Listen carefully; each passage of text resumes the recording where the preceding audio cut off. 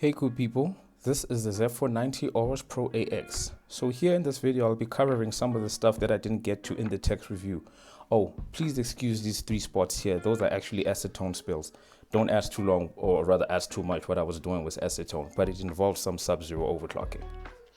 Okay, around the back of the board we have 4 USB 2.0 ports. I don't know why we have so many USB 2.0 ports, but anyway, the real cool thing here is that we have 6 USB 3.2 ports, now one of which is USB type C, of course.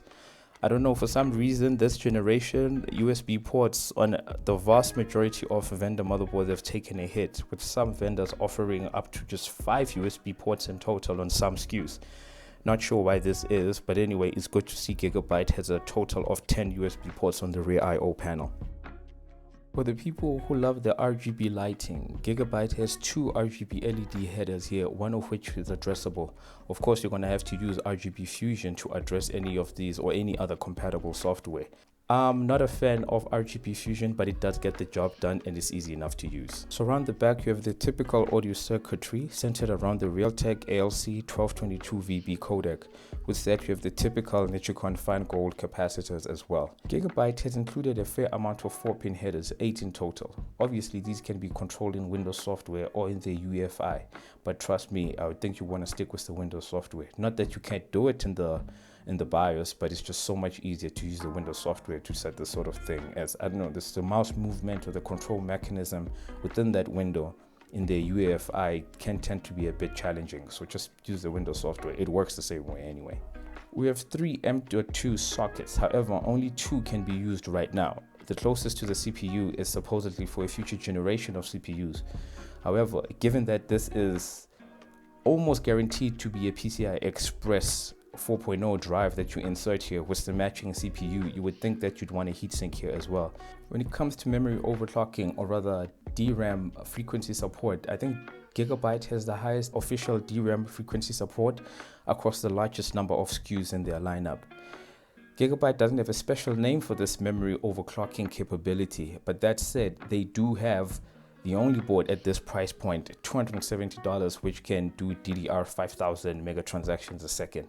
And this is not something that's just merely claimed. There's actually an QVL that shows that there is a kit, at least one AORUS kit, that can do DDR 5000 on this motherboard.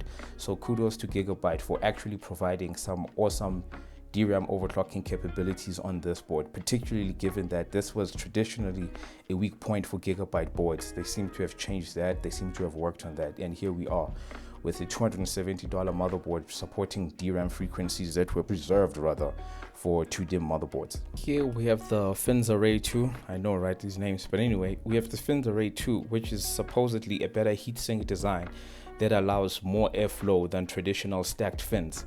Not so sure how well that works against other traditional designs, but I can tell you that in my testing I didn't come across any VRM issues regardless of the overclock I was applying to the CPU or the system as a whole.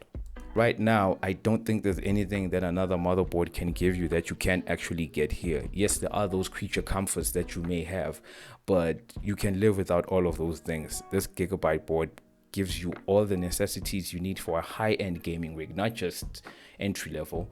And you get the DRAM overclocking or the DRAM frequency support to go with it as well. In terms of value for money, few motherboards offer as much value as this one does, and I think it's probably one of the better boards in Gigabyte's entire lineup, if not the best board when it comes to value for money. Until next time, don't forget to share, like, subscribe, and I'll see you on the flip side. Oh, before I forget, don't forget to check out the benchmarks, because this really is a strong performer.